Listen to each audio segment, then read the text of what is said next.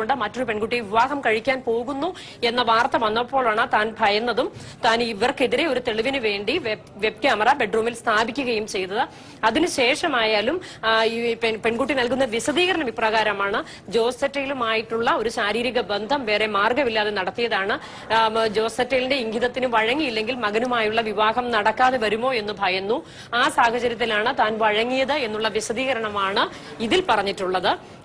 മറ്റൊരു കാര്യം, ഈ പെൺകുട്ടി പറയുന്നത് ഇത് വിവാഹം നടക്കാതെ വരും എന്നൊരു സാഹചര്യം വന്നപ്പോൾ ജോസറ്റലിനെ ചെന്ന് കണ്ട് തന്റെ കയ്യിൽ രണ്ടുപേരുമായും ലൈംഗിക ബന്ധം നടത്തിയതിന്റെ ദൃശ്യങ്ങളുണ്ട് തെളിവായി. ഇത് താൻ പോലീസിന് സമർപ്പിക്കും, ഇത് വലിയ കേസാക്കി മാറ്റും, രാഷ്ട്രീയ ഭാവി തകർക്കും എന്നൊക്കെ പറഞ്ഞ് ഭീഷണിപ്പെടുത്തിയിരുന്നു. എന്നാൽ അങ്ങനെ ഒരു കാര്യത്തിലേക്ക് പോകണ്ട, മകനുമായുള്ള വിവാഹം പറഞ്ഞുറപ്പിച്ചതുപോലെ തന്നെ 2013 മെയ്യിൽ തന്നെ നടത്തും എന്നുള്ള വിവരം ജോസറ്റലിന്റെ ബന്ധു മാർട്ടിൻ വന്ന് പറയുകയായിരുന്നു ഇവരുടെ വീട്ടിൽ. മാർട്ടിൻ വന്ന് പറഞ്ഞത് പ്രകാരം 2010, അതായത് ഇക്കഴിഞ്ഞ മെയ് വരെ, കഴിഞ്ഞ മാസം വരെ ആ പ്രതീക്ഷയിൽ പെൺകുട്ടി ഇരിക്കുകയായിരുന്നു, വിവാഹം നടത്തിത്തരും എന്നുള്ള പ്രതീക്ഷയിൽ ഇരിക്കുകയായിരുന്നു.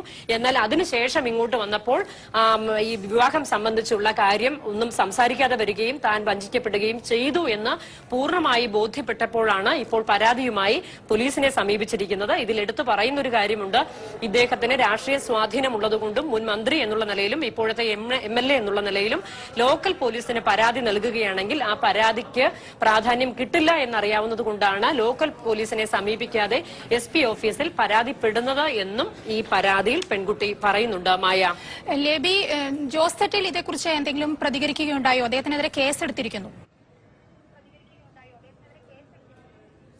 ജോസറ്റലിനെതിരെയുള്ള കേസ് ഉച്ചയ്ക്ക് 12 മണിയോടുകൂടിയാണ് ആലുവ പോലീസ് രജിസ്റ്റർ ചെയ്തത്. എങ്കിൽ പോലും ജോസറ്റലിന്റെ പ്രതികരണം ഇതുവരെ ലഭ്യമായിട്ടില്ല. അദ്ദേഹം ഇതിനോട് പ്രതികരിക്കാൻ ഇതുവരെ തയ്യാറായിട്ടില്ല.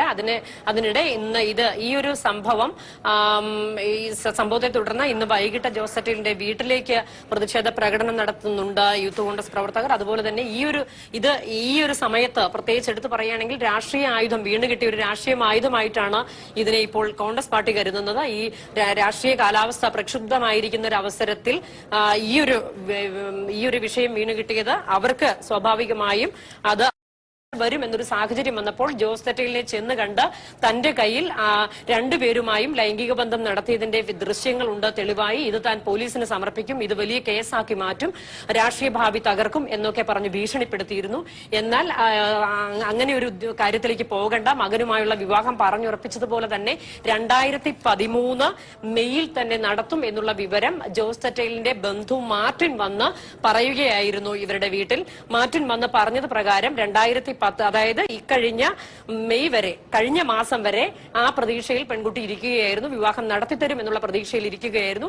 എന്നാൽ അതിനുശേഷം ഇങ്ങോട്ട് വന്നപ്പോൾ ഈ വിവാഹം സംബന്ധിച്ചുള്ള കാര്യം ഒന്നും സംസാരിക്കാതെ വരികയും താൻ വഞ്ചിക്കപ്പെടുകയും ചെയ്തു എന്ന് പൂർണ്ണമായി ബോധ്യപ്പെട്ടപ്പോഴാണ് ഇപ്പോൾ പരാതിയുമായി പോലീസിനെ സമീപിച്ചിരിക്കുന്നത്. ഇതിൽ എടുത്തു പറയുന്ന ഒരു കാര്യമുണ്ട്: ഇദ്ദേഹത്തിന് രാഷ്ട്രീയ സ്വാധീനമുള്ളതുകൊണ്ടും മുൻ മന്ത്രി എന്നുള്ള നിലയിലും ഇപ്പോഴത്തെ MLA എന്നുള്ള നിലയിലും ലോക്കൽ പോലീസിന് പരാതി നൽകുകയാണെങ്കിൽ ആ പരാതിക്ക് പ്രാധാന്യം കിട്ടില്ല എന്നറിയാവുന്നത് കൊണ്ടാണ് ലോക്കൽ പോലീസിനെ സമീപിക്കാതെ SP ഓഫീസിൽ പരാതിപ്പെടുന്നത് എന്നും ഈ പരാതിയിൽ പെൺകുട്ടി പറയുന്നുണ്ട്. മായ, ലേബി, ജോസറ്റൽ ഇതേക്കുറിച്ച് എന്തെങ്കിലും പ്രതികരിക്കുകയുണ്ടായോ? അദ്ദേഹത്തിനെതിരെ കേസെടുത്തിരിക്കുന്നു.